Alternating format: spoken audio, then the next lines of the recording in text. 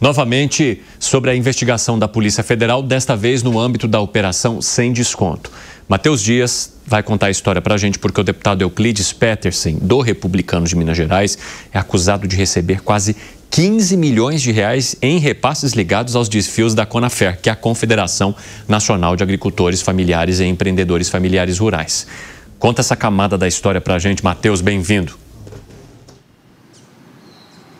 Boa tarde, Evandro. Boa tarde a você, a todos que nos acompanham. Uma ótima sexta-feira. Pois é, como você bem falou, então, Euclides Petersen vai ter que devolver esse dinheiro, viu? Foi determinado hoje pela Polícia Federal que ele devolva 14,7 milhões de reais, quase 15 milhões de reais, de descontos indevidos do INSS que, pela Conafer, nessas fraudes, foram repassados para a conta do deputado federal, então, do Republicanos, como você bem disse. A Polícia Federal, então, investigou e descobriu que transferências bancárias de diversas contas e empresas de fachada foram repassadas para Euclides por conta de um empresário, Cícero Marcelino de Souza Santos, responsável pela lavagem de dinheiro dessa organização criminosa ligada aos descontos indevidos de aposentados e pensionistas do INSS, então, né, Evandro?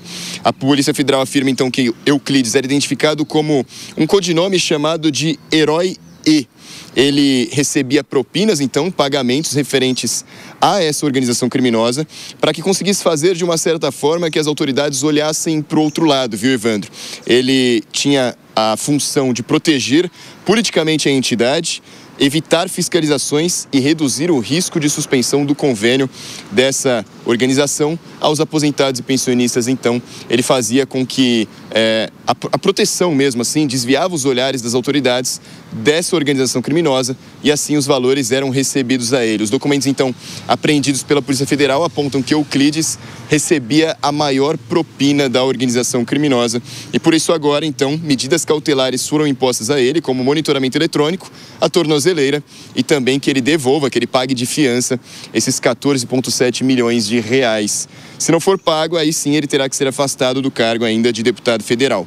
Vale lembrar então que na última quinta-feira a Polícia Federal declarou a quarta fase dessa operação sem desconto, que resultou na prisão de 9 pessoas. O relator da CPMI do INSS, o senador Carlos Viana, disse que essa foi a operação de maior sucesso e que até o momento todas as lideranças da organização criminosa já foram presas, mas que nos próximos dias outras operações e outras pessoas vão ser presas também.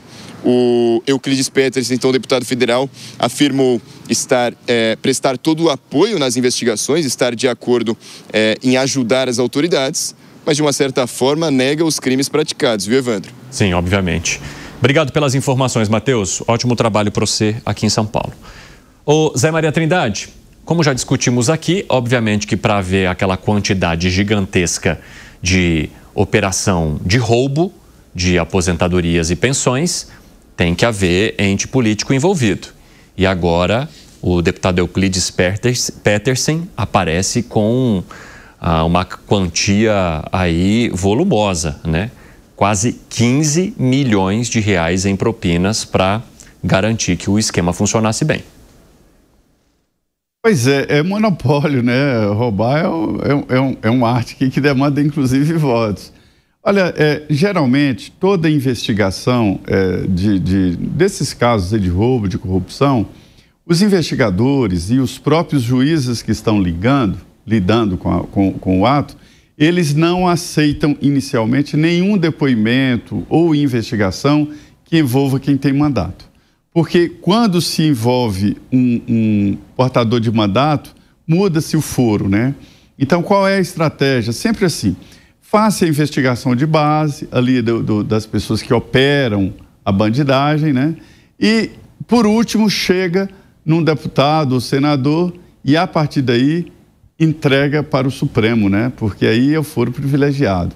Então, se agora, logo no início, chegar um deputado, aí imediatamente a investigação interrompida e passa para o Supremo. E os investigadores e os juízes não gostam disso no início.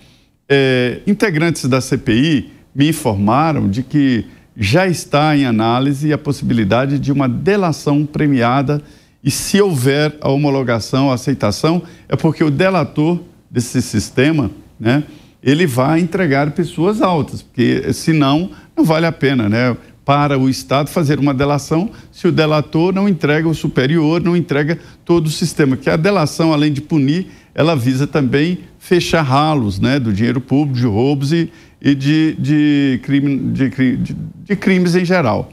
Então, assim, duas novidades. A primeira é que existem, sim, deputados, não é só o Euclides, existem outros deputados e senadores envolvidos nesse processo. A gente falava desde o início.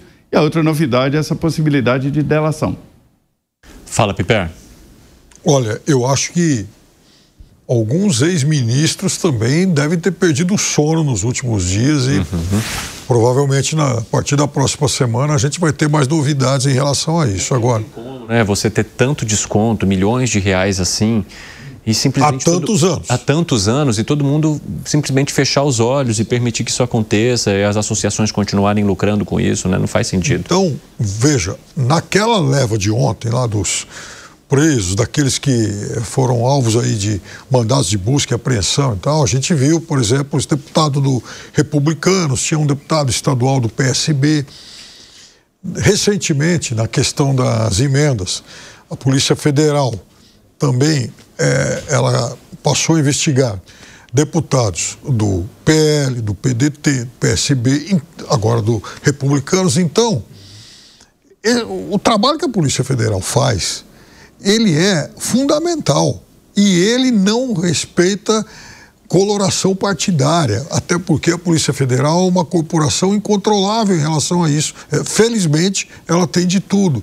Tomara que continue assim. Esse esquema do INSS, isso é uma vergonha para o Brasil, porque isso é pior do que qualquer outro esquema de corrupção, porque esse foi um esquema voltado a tungar pessoas já fragilizadas. Todos eles, essas pessoas que perderam dinheiro, foram roubadas, que foram subtraídas, elas não são ricas, elas não têm posse. A gente está falando de aposentados que recebem pouco e muitas vezes muito menos do que elas precisam para a sua sobrevivência, para as suas necessidades básicas. E esses inescrupulosos ainda foram tomar dinheiro dessa gente. Essa turma tem realmente que apodrecer na cadeia. A Gani? Olha só, você sabe que tem um tema aí bastante, aliás, pouco explorado, Evandro, que é o seguinte: todos esses desvios bilionários, né, dos aposentados, de pessoas vulneráveis, será que foi apenas para enriquecimento pessoal ou abasteceu cofres de partidos políticos, como a gente viu no Mensalão e no Petrolão? Então eu vejo que essa hipótese não pode ser descartada, né, porque até agora o que a gente vê, e que já é muito grave, evidentemente, que é todos esses desvios, por enquanto, para enriquecimento pessoal, né? Agora, será que não é algo maior, ou seja, algo sistêmico, como a gente viu ali, que envolvia também partidos políticos? Eu acho que isso deve ser investigado também.